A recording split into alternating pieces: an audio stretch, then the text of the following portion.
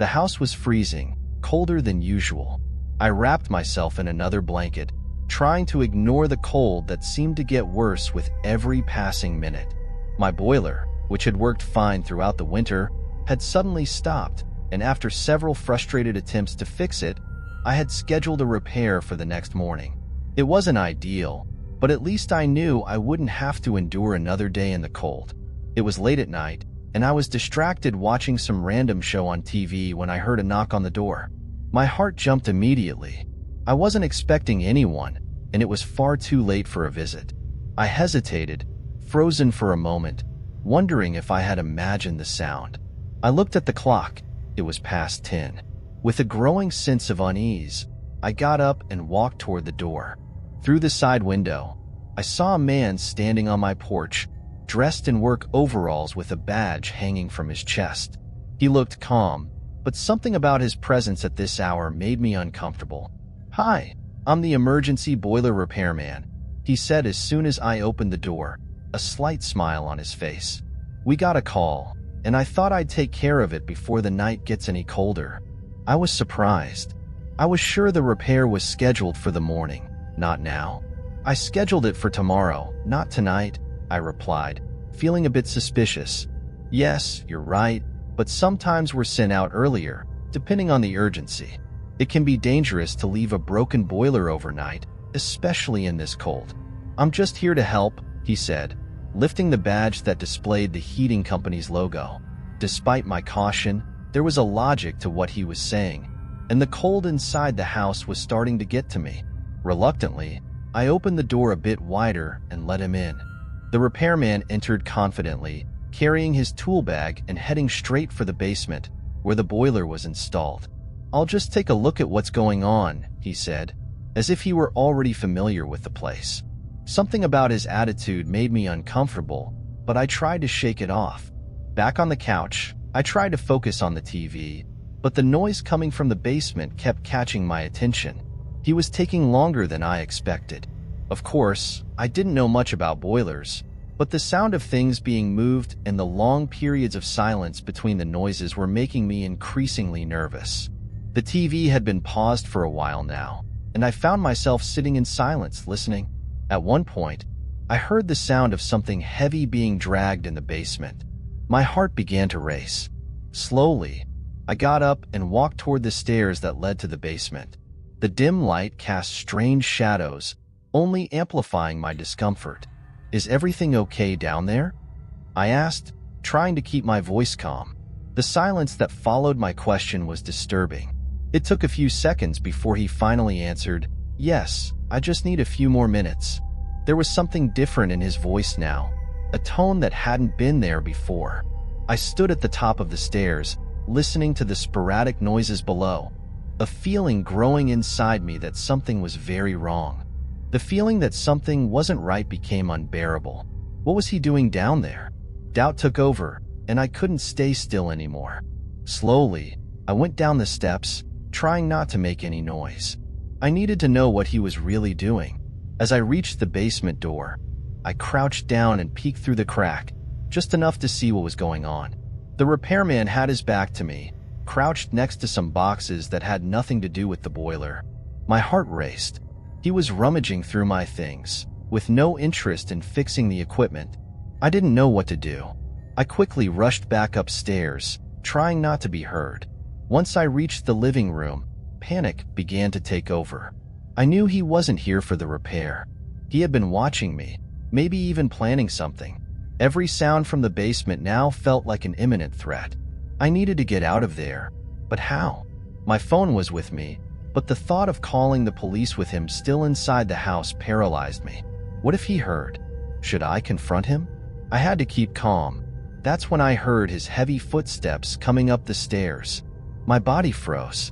"Everything's fixed here," he said, with a smile that now seemed even more forced.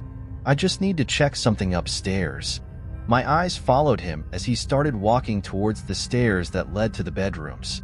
I didn't know how to act, but something inside me screamed that I couldn't let him continue. I tried to think fast. He was clearly trying to explore more of the house, and I didn't know what he was looking for, but it was obvious his intentions weren't good. My heart was racing, and my mind was spinning. There was no time for panic now. Actually, I began, trying to keep my voice steady. I just got an important message, and I need to leave the house for a few minutes to take care of something. You can come back tomorrow if you need more time. I forced a smile, hoping he would believe me. He stopped halfway up the stairs, turning to look at me with an unreadable expression. "Oh, don't worry," he said, his voice sounding strange. "I'll finish quickly. I won't take long." The unease inside me only grew stronger. "Seriously, I really need to go now. Whatever it is, we can deal with it tomorrow morning." I took a step towards the door, trying to appear casual, but I knew he was starting to suspect something. He stood there for a moment, staring at me, and I felt like I was being analyzed. That's when my phone, which I was nervously holding, lost its signal. I looked at the screen in panic. There was no way to call anyone now. I was alone. I needed to get out of the house, but he was standing between me and the only exit. "It's all fine," he said, now walking toward me in a way that made me want to run. "Let me just finish here, and I'll be gone soon." He was beginning to show his true intentions, and I knew that if I didn't act fast, it would be too late.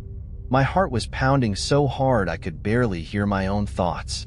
He was getting closer and closer, and the idea that I had nowhere to run was becoming more real.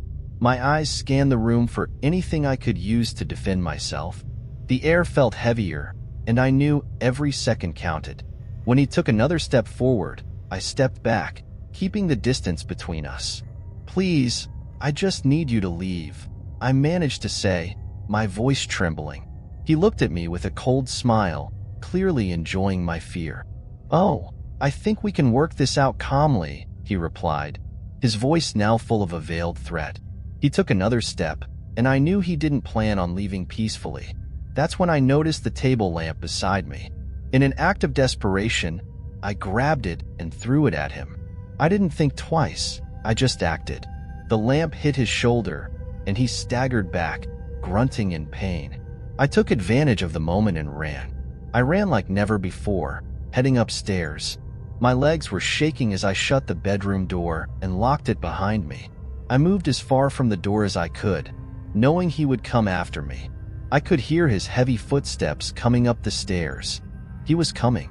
I tried to control my breathing, trying to come up with a plan. I didn't have much time. The doorknob started to turn. He was trying to get in. I didn't have many choices. The only thing left was the bedroom window. I looked outside, the cold wind hitting the glass. It was a high fall, but maybe it was my only chance to escape. With my heart racing, I ran to the window and unlocked it, pushing it with all my strength. The doorknob continued to turn, and I could hear his frustration on the other side. He was growing impatient.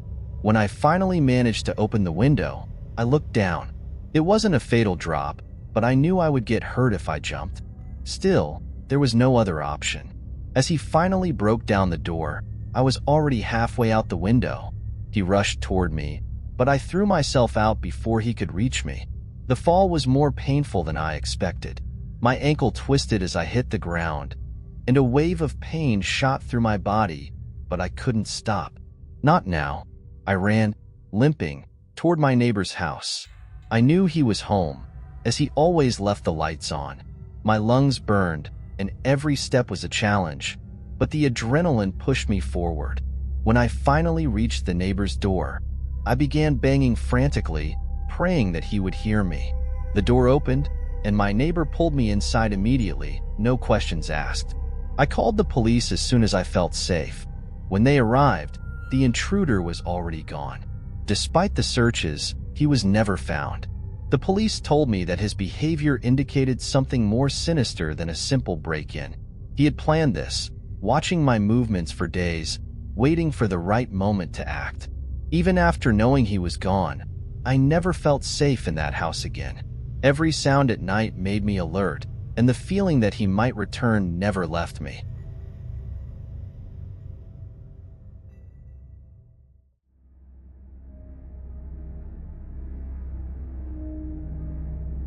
It was supposed to be a quiet weekend. My parents were out of town, and I had the whole house to myself, something I usually enjoyed. The silence of the house, full control of the TV, and the freedom to do whatever I wanted with no one around. That night, I was taking full advantage, watching a movie on TV, sprawled on the couch, surrounded by leftover pizza and soda cans. The clock on the wall showed it was close to midnight, and outside, the world seemed as calm as inside the house. The neighborhood I live in is safe, one of those suburban areas where every house feels a little distant from the next, with trees separating the yards and the streetlights casting long, quiet shadows. It was one of those nights where nothing should happen, and the sound of the TV was the only thing breaking the silence. But suddenly, that tranquility was interrupted by an unexpected sound, a knock on the door. I froze for a moment, the knock sounding too loud for the stillness of the house. I frowned, wondering if I had really heard it. I looked at the clock. It was past 11. Who would knock on my door this late? It felt strange, and my stomach twisted slightly. I got up slowly and approached the door. I peeked through the small side window, and to my surprise, I saw a man standing on my porch. He looked ordinary, maybe in his 40s, wearing a thick jacket and a cap that hid part of his face. I didn't recognize the man, and immediately a sense of discomfort settled in. Why was he there? I hesitated for a few seconds, my hand touching the doorknob but not daring to open it. My mind was racing. Should I talk to him? Should I ignore it and hope he would leave? Before I could decide, he knocked again, this time more insistently. The sound echoed through the house, making my heart race. "My car broke down," he said, his voice muffled through the door. "I need help. Can I use your phone?" That explanation made me even more suspicious. Who, in this day and age, needs to ask for a phone? Everyone has cell phones, and anyone could call for a tow or help on their own. "Sorry, but it's really late," I replied cautiously, trying not to sound rude. "Maybe you should look for help elsewhere." "Please," he insisted. "It's cold out here. I just need to make a quick call. It won't take long." There was something in his voice that didn't seem right. He sounded nervous, too anxious. Something inside me told me not to open the door, and I followed that instinct. "I'll call someone for you," I offered, trying to sound helpful but keeping the barrier of the door between us. But to my surprise, he refused. "No, that won't work," he said, his tone growing more irritated. "I need to come in." My body tensed. It was clear that he wasn't just interested in using the phone. The atmosphere around me began to shift, becoming heavy. Something was clearly wrong. "I can't let you in," I said firmly, trying to maintain control of the situation. The man didn't respond immediately. He just stood there, in silence. And in that moment, I knew things were about to get worse. For a few minutes, I stood still, hoping he would leave, but the silence outside made me even more uneasy. I expected to hear footsteps walking away or a car engine starting, but there was none of that. The silence was suffocating until he started knocking again. This time, it wasn't just on the door. I heard knocking on the living room windows, the glass trembling with each hit. My breathing became heavy, and I began to sweat. "Hey, let me in. I just need a minute." He started shouting, his voice sounding more aggressive now. The knocking on the windows intensified, as if he was trying to force his way inside. I knew I needed to act fast. I rushed to the kitchen and grabbed my phone, dialing 911. My fingers trembled as I typed the numbers. Meanwhile, the knocking didn't stop. He was circling the house, going from window to window, trying to find a way in. My mind was spinning in panic. I locked all the doors and windows I could, my heart pounding in my chest. "What do you want?" I asked, trying to stay calm, but knowing he was no longer just asking for help. "I need to get in," he replied, now with a tone that sent chills down my spine. There were no more requests or excuses, only demands. Seconds later, the knocking stopped. I stayed quiet, trying to listen for any signs of movement, but I couldn't see anything through the windows. He had vanished from sight, but I knew he was still nearby. A shiver ran down my spine. Something told me he was planning another way to get in. The silence, once comforting, was now terrifying. I couldn't see the man, but the feeling that he was still nearby grew stronger by the second. The sound of a dull thud echoed through the house, but this time it wasn't coming from the door or windows. My heart sank when I realized where the sound was coming from. The basement? I felt a wave of panic wash over me. How had he gotten in? Could the basement window have been unlocked? I rushed to the door leading to the basement, and with trembling hands, I turned the doorknob. The door was unlocked. I wanted to run, to leave the house and call for help, but my legs wouldn't move. A part of me wanted to confront him, to understand how he had gotten inside. I grabbed a baseball bat that was leaning against the living room wall and carefully went down the basement stairs, each step taking me closer to the fear that had settled in my chest. When I reached the bottom, the faint light in the basement flickered. The air was cold and damp, and there was a small window at the far end of the wall, now wide open. My stomach turned. He had come in through there. And the worst part, he wasn't in the basement anymore. I looked around quickly but didn't see him. It was as if the intruder was somewhere in the house now, watching, waiting. My hands began to sweat, fear taking over every part of my body. I ran back upstairs, my heart racing. I locked myself in the bedroom and called the police again, my voice shaking, begging them to come quickly. Locked in the bedroom, with my heart pounding, I tried to listen for any sound that might give away his location. The silence was oppressive, but I knew he was still there. I heard a soft creak, the unmistakable sound of footsteps in the hallway. He was inside the house, getting closer to my bedroom door. My mind was spinning in panic as I tried to figure out what to do. There was no easy escape. The only thing between me and that man was the locked door. The footsteps grew closer until they stopped right outside the door. I gripped the baseball bat tightly, my muscles tense, waiting for the worst. Suddenly, the doorknob started to turn. He was trying to get in. Each turn felt like a punch to the chest, and I knew the door wouldn't hold for long. "Go away," I shouted, my voice nearly lost in the desperation, but he didn't respond. Instead, he began to force the door, trying to break it down. The wood creaked, and I backed away, hoping it wouldn't give in. That's when I heard the sound of sirens in the distance. My heart leaped with relief. The police were finally coming. The intruder must have heard them too, because he stopped trying to break in. There was a moment of silence, and then I heard his footsteps quickly descending the stairs. I rushed to the bedroom window and saw the blue lights of the police cars reflecting on the trees outside. The intruder ran out the back door, disappearing into the darkness before the officers could catch him. The officers arrived shortly after, searching the house and checking every corner. They found the basement window forced open and muddy footprints scattered across the floor. It seemed the man had been watching the house for some time, waiting for the right moment to strike. He had planned this, knowing I was alone. I'm still in shock, reflecting on what happened. I know that deciding not to open the door saved my life that night. But even with the police assuring me he's gone, the feeling of safety I once had in that house will never be the same.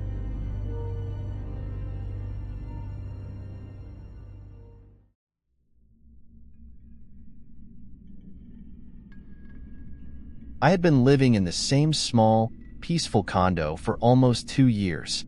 It was one of those places where you knew the faces of your neighbors, but nobody really bothered each other. It was the perfect balance between having the comfort of familiar people around and the privacy I always wanted. The days were quiet, the nights even quieter, and I had grown accustomed to the rhythm of this place. Everything changed when the new neighbor moved in. I never really saw him during the day, but at night, I'd catch glimpses of him from my window. There was something off about the way he moved. His steps seemed calculated, like he was always in a rush but didn't want to be noticed.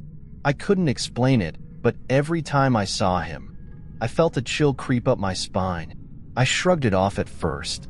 After all, people had their quirks. Maybe he was just shy, or maybe he worked night shifts, which explained his odd schedule. But one night, around midnight, I caught him walking out of his house, glancing around nervously before slipping into the shadows. He didn't drive away.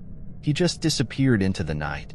It left a strange feeling in my gut, but again, I pushed it aside. I didn't want to overthink things. Everyone has their own life, right? But something about his presence stuck with me. I started noticing more. His front light never turned on, his blinds were always closed, and no packages ever arrived at his door. He was like a ghost living next door. A part of me wanted to mind my own business, but a bigger part of me was growing uneasy with each passing day.